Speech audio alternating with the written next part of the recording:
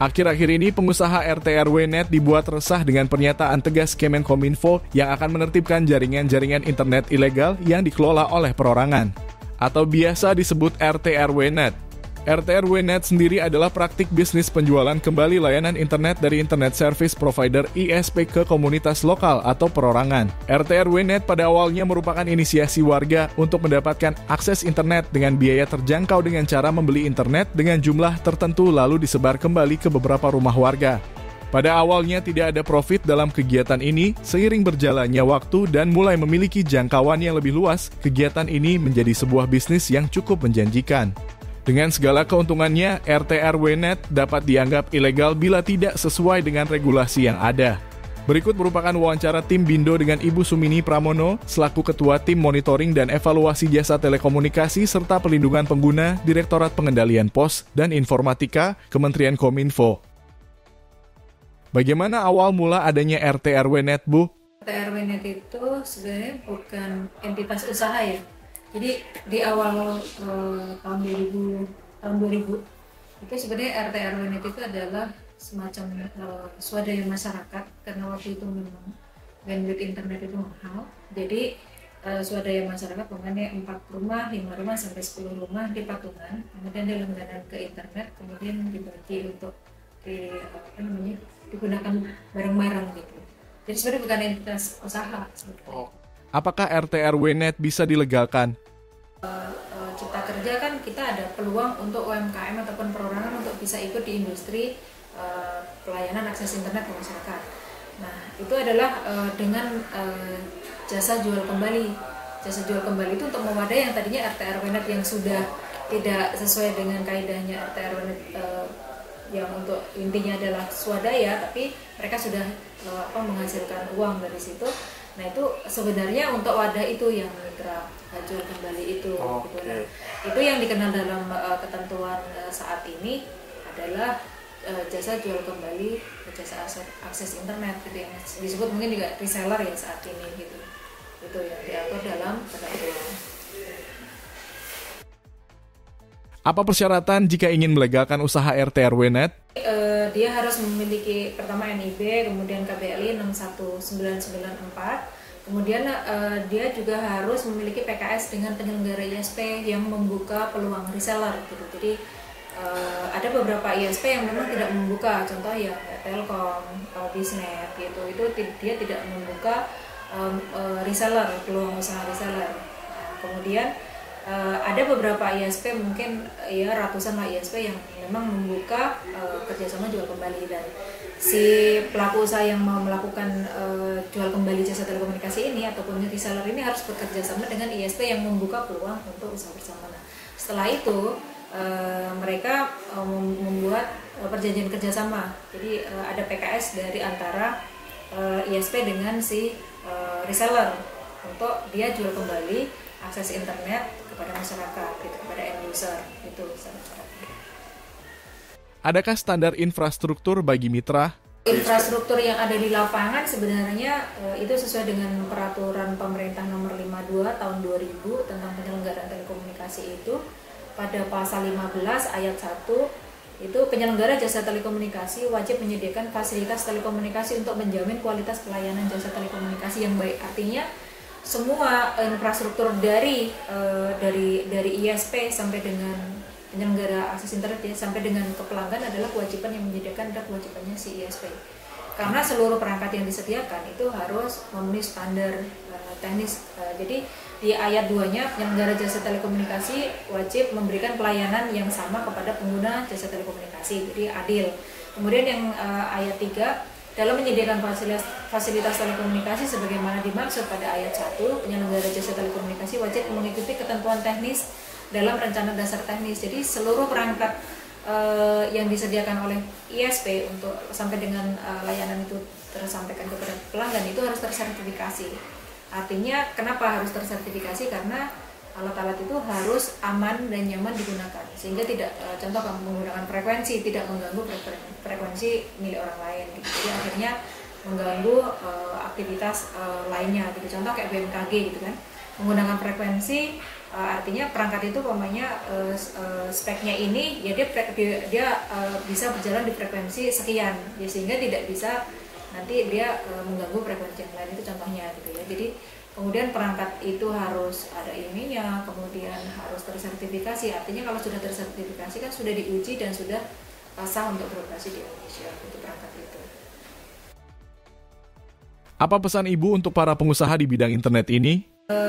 Jadi pesan kita dari Kominfo terutama ya, nggak cuma untuk mitra juga gitu, tapi untuk ISP juga, bahwa dalam menyelenggarakan tertib penyelenggaraan telekomunikasi, maka seluruh penyelenggara ISP juga harus taat dan tunduk kepada seluruh ketentuan yang mengatur tentang kerjasama jual kembali. Baik itu juga hak dan kewajiban selaku ISP yang mereka membuka usaha untuk reseller.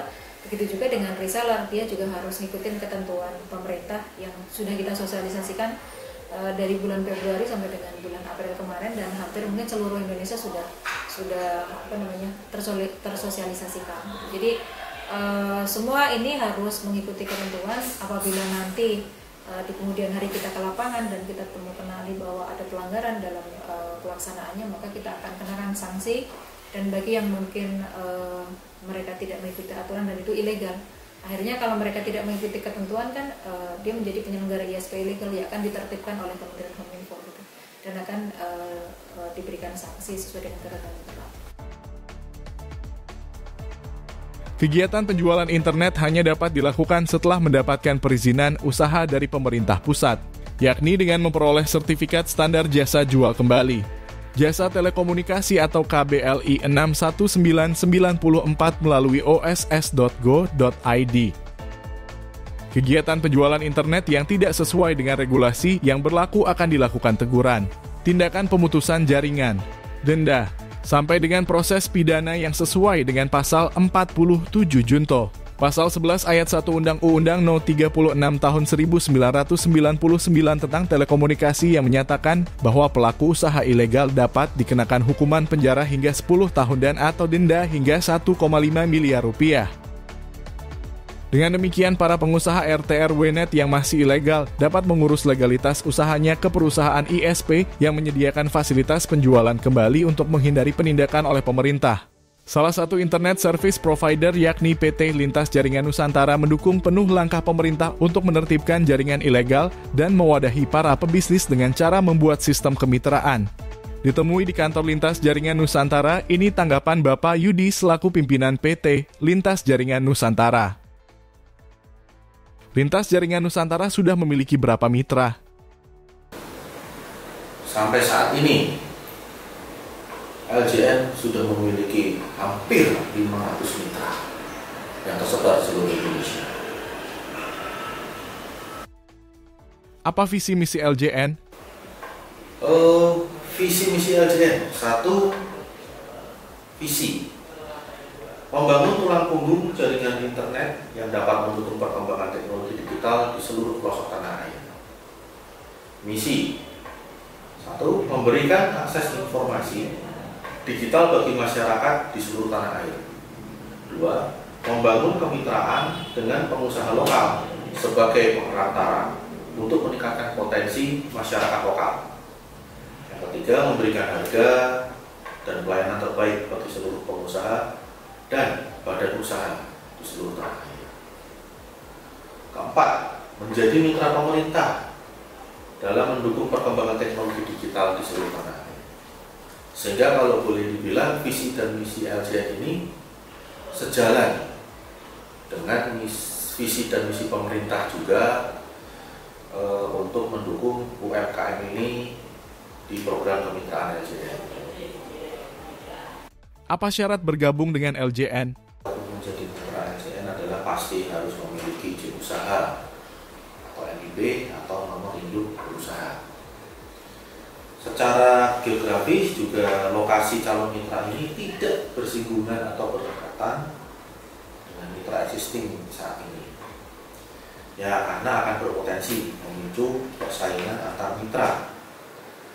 Calon mitra juga sudah harus memiliki tim yang menguasai teknik jaringan, minimal mikrotik dan fiber to the home.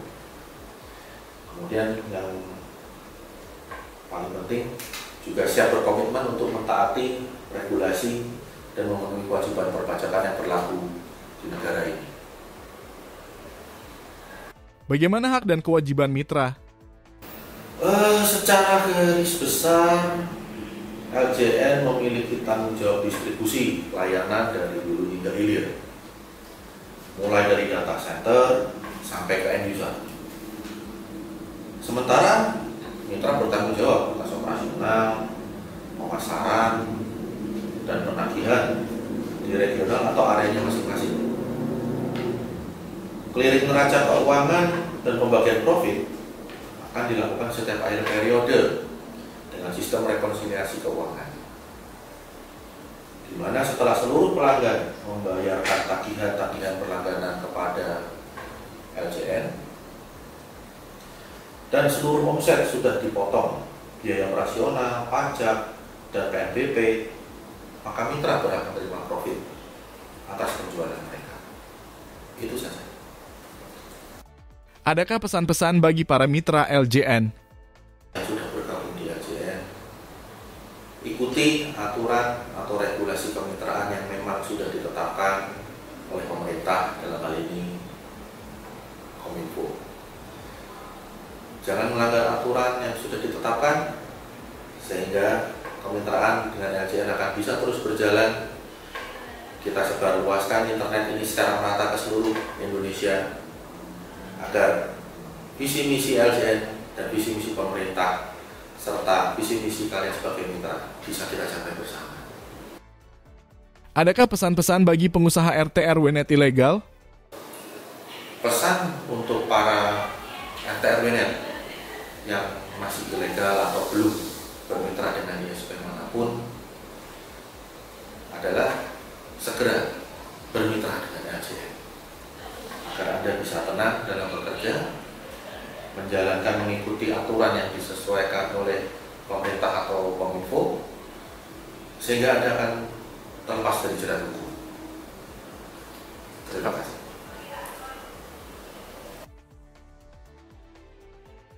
Demikian liputan kami mengenai kontroversi RT RW net. Jika ada kritik dan saran, kirimkan email ke redaksi @bindo.id.